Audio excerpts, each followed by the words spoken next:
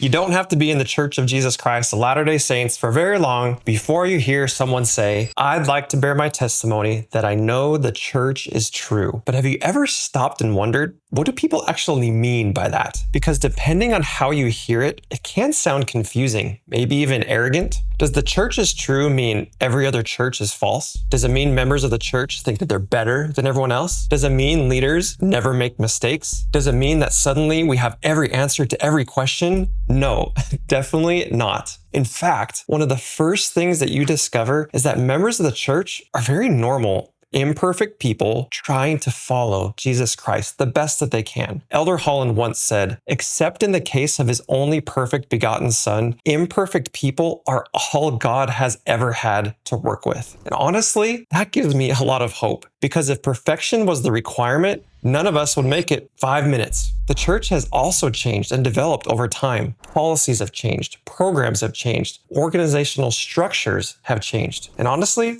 there are still things that I wrestle with and have questions about too. So then what are we actually saying when we say the church is true? I think part of the confusion comes from how we use the word true. For example, in aviation, true north is the fixed point everything else aligns itself to. In archery, a true arrow flies faithfully in the direction that it was aimed. And in relationships, being true to someone means loyalty, faithfulness, and covenant commitment. All of those definitions point us towards something deeper. So after all of that, what are we actually saying? I think it comes down to this. The church is true because the church is authorized. That's the claim. Not that members are perfect, not that every answer is already known, not that other churches have no truth. The claim is that God's priesthood authority is here. The church possesses God's priesthood authority to administer ordinances and establish covenant relationship between God and his children. And authority matters. Just imagine if I pulled you over tomorrow with red and blue lights in my car and handed you a speeding ticket written on a notepad that I bought at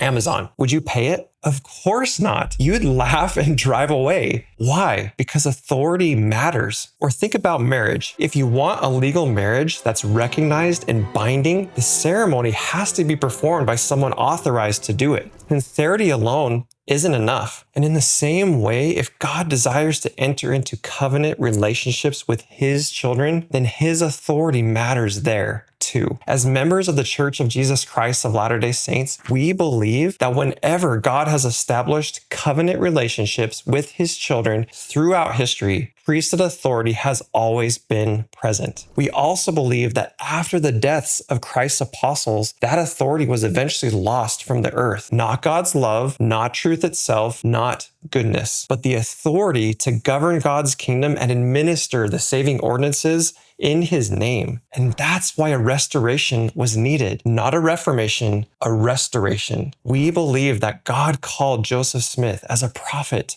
and restored priesthood authority to the earth in preparation for the second coming of Jesus Christ. And that authority now exists within the Church of Jesus Christ of Latter-day Saints. Now, at first, that can sound exclusive, maybe even uncomfortable. And this is where people sometimes get uneasy. But stay with me here because this part really matters. Exclusivity was never the end goal. From the beginning, God's covenant pattern has always worked this way. God told Abraham that through his covenant family, all the nations of the earth would be blessed. In other words, initial exclusivity for the purpose of radical inclusivity. God establishes covenants with a people so blessings can eventually flow outward to all people. And that same pattern continues today. Priesthood authority was restored not to create spiritual elitism, but to invite every person into a covenant relationship with Jesus Christ. That's the point. The church is not true because the members are flawless. The church is not true because every question has already been answered. The church is not true because its people never struggle. The church is true because God's covenant authority is here. And because that authority is here, ordinances and covenants can connect us to Jesus Christ in a real and binding way. And maybe that's why members often say, "I know the church is true." They're usually not talking about an institution.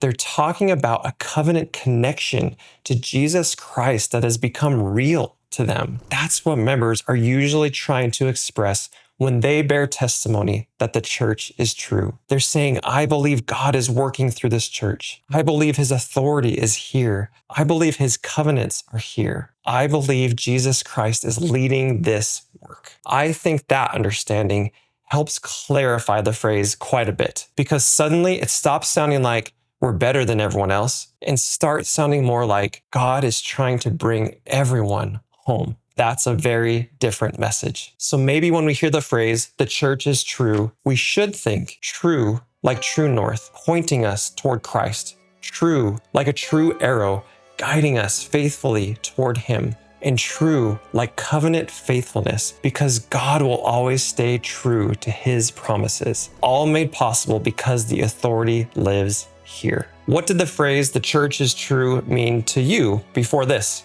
And has that understanding shifted at all now? I'd love to hear your thoughts in the comments below.